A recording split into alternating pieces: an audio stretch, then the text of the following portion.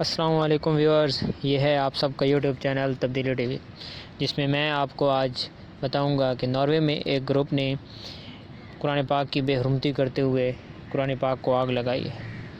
تو اپنی ویڈیو کی طرف جانے سے پہلے میں آپ کو ایک ویڈیو کلپ دکھانا چاہتا ہوں۔ آپ پہلے وہ ویڈیو کلپ دیکھیں، اس کے بعد بات کرتے ہیں۔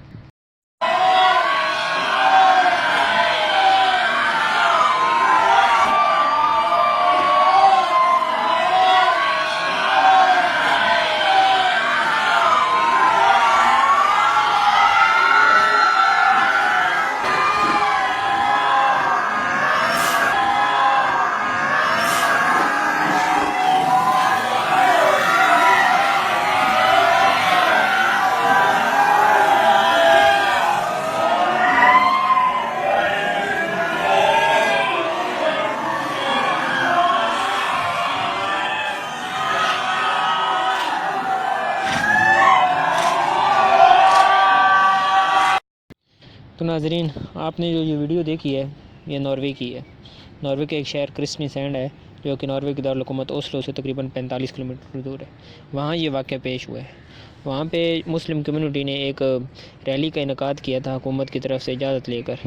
تو اس ریلی کے سامنے آ کر تقریباً یہ 500 مخالف مظاہرین نے آ کر قرآن پاک کی بے حرمتی کی ہے، اور جو یہ بندہ آگ لگا رہا ہے اس کا نام لورس تھورسن ہے۔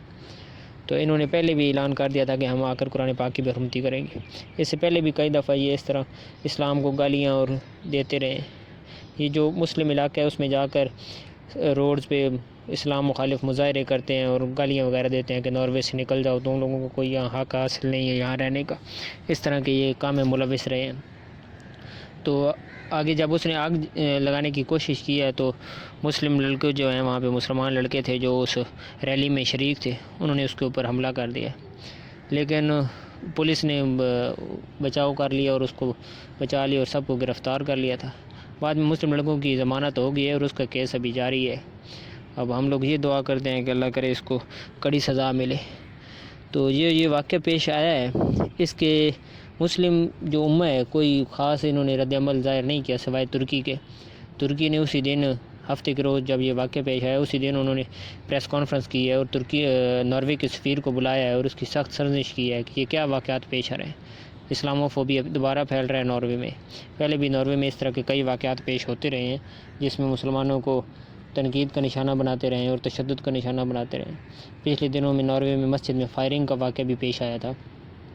تو ترکی نے انتہائی سرزنش کی ہے اس کی اور ان کو کہا ہے کہ جلد از جلد اس کو کٹہرے میں لایا جائے، اس کو سخت سزا دی جائے۔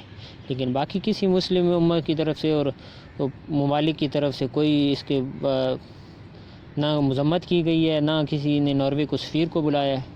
تو ہمیں انتہائی شرم آنی چاہیے کہ، اور یہ ہمارے لیے ایک شرمی کی بات ہے کہ اس طرح قرآن پاک کے نسخے جلائے جا رہے ہیں اور ہم بغیرتوں کی طرح منہ دیکھ رہے ہیں۔ ہم یہ نہ کریں، کوئی تشدد والا واقعہ ہم نہ کہیں، لیکن ہم اپنا احتجاج تو ریکارڈ کروا سکتے ہیں نا۔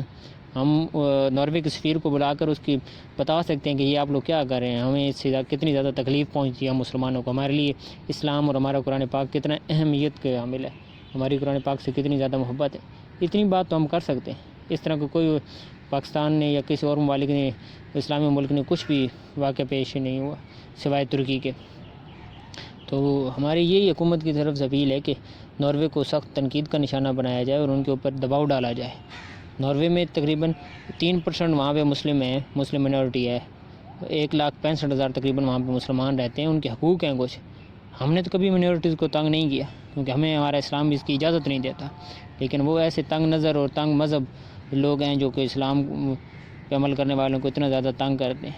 اسلام ایک پرامن مذہب ہے، اور جو دہشت گرد ہیں ان کا کوئی اسلام سے تعلق نہیں ہے۔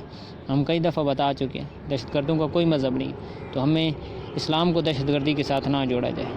اب ہماری یہی دعا ہے کہ ناروے حکومت سے جلد از جلد سخت سزا دے، اور اب ہماری اپنے چینلز اور سوشل میڈیا پینل سے بھی یہی اپیل ہے کہ اس بارے میں بھی کوئی پروگرام کیا جائے اور لوگوں کو اس بارے میں بتایا جائے۔